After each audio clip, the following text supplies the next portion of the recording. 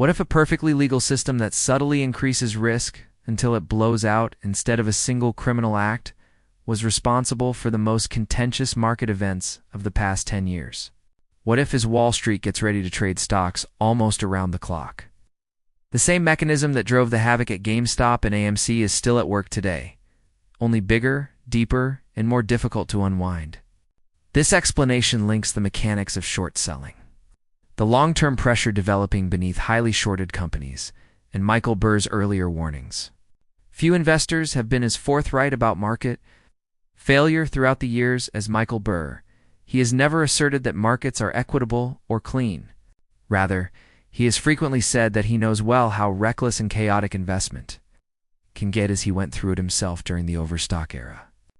Burr adopted an activist approach while owning a long stake in overstock and was singled out by short sellers rather than regulators. In a strange turn of events, he was even sued for holding too much shares.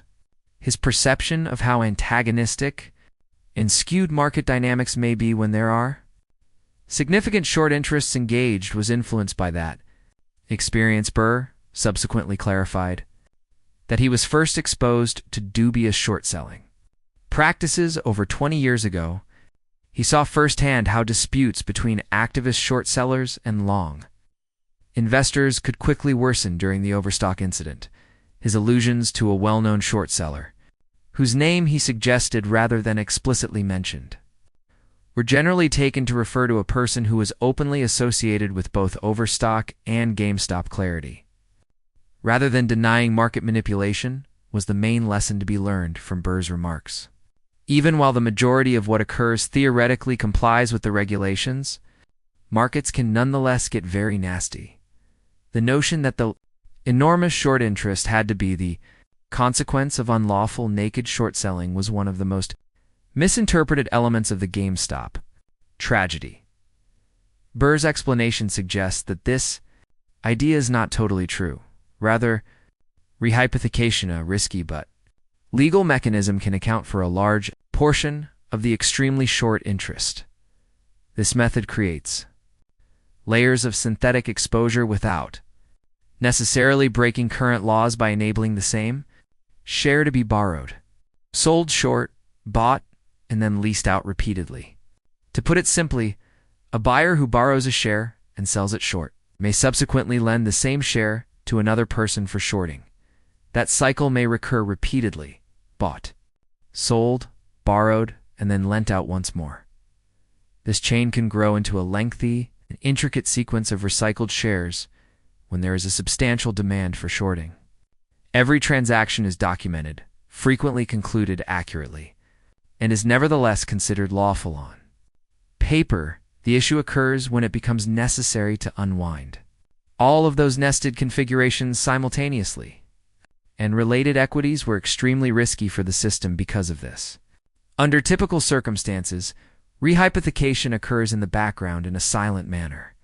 However, the structure turns erratic when enthusiasm, call option purchases, and high trading volume all occur at once. Additionally, dealers have short-term exemptions that permit limited naked shorting to preserve liquidity, which is typically not a problem. However, the entire structure may collapse when several connected events come together, as they did during the GameStop rush. Finding genuine, identifiable shares grew more challenging as buying demand increased. As the need to close positions grew, professional fund managers and short sellers found themselves vying for a dwindling number of valid shares. Crucially, extensive unlawful conduct was not necessary in this case. The existing legal framework for the formation of synthetic shares and rehypothecation was the only source of the stress. That amount of concurrent demand was just too much for the system to handle. The fact that the identical edifice still remains today adds even greater significance too. This there is still rehypothecation. In reality, the chance to layer short exposure has probably increased. Due to years of tightly controlled price action and extended trading inside narrow ranges, it is evident how risk might subtly build up over time when you combine this with the decreased transparency of short position reporting and the option for some foreign corporations to completely escape disclosure. Beginning in early 2020 and ending in early 2021, approximately 9 to 10 months of cumulative pressure led to the initial GameStop rise. On top of that was less than a year of rehypothecation. Now think about a period of 4 to 5 years. The magnitude of the synthetic exposure may have been several times greater than it was during the initial occurrence if the same mechanisms had persisted. Older remarks made by Michael Burr himself lend credence to this theory. He asked for the return of shares he had previously lent out in the middle of 2020. Well in advance of the significant market event, brokers apparently took weeks to find and distribute those shares, even in what were thought to be reasonably calm conditions. After just a few months of increased activity, that delay happened. Extended delivery timelines were widely discussed by early 2021. Due to the extreme strain from the settlement, it's an obvious implication. It makes sense to wonder how the system would react after several years, if it had trouble operating after a few months of stress, to put tremendous pressure on the same fundamental flaws.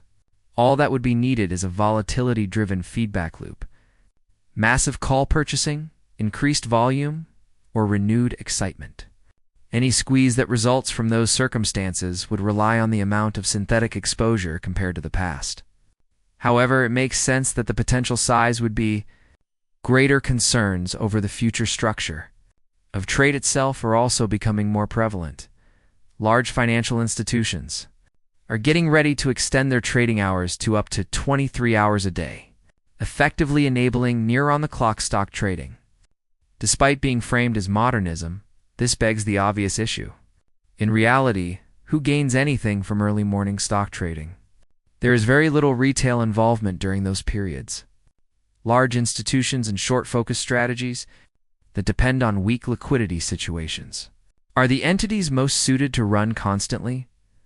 Price management may become simpler rather than harder with extended trading hours, enabling pressure to be exerted when participation and monitoring are at their lowest. Manipulation could occur over almost the whole day, rather than just during one trading session, exacerbating the system's previously existing structural problems. Lastly, it's critical to discuss current advancements in share issuing. A challenging trade-off is frequently created when a company's share count is increased. On the one hand, issuing new shares boosts liquidity, fortifies the balance sheet, and supplies funds to lower debt and sustain long-term operations. Conversely, dilution nearly invariably pushes the stock price lower, which has an immediate effect on current shareholders. In recent years, this trend has become apparent in a number of businesses, although dilution may have strategic justifications, such as accumulating capital reserves for potential future possibilities. The immediate impact on share price performance is rarely favorable.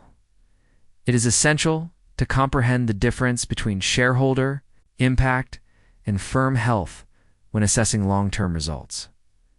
When combined, these elements show that the market structure has not changed significantly since the events of 2021. The same systems are still in use. There are the same motivations. Time makes a difference. Furthermore, time increases risk rather than lowers it in markets with multi-layer exposure. That's all we have to offer you today, guys. How do you feel about the shares of AMC? Participate and share your thoughts in the comments section below. I appreciate you watching.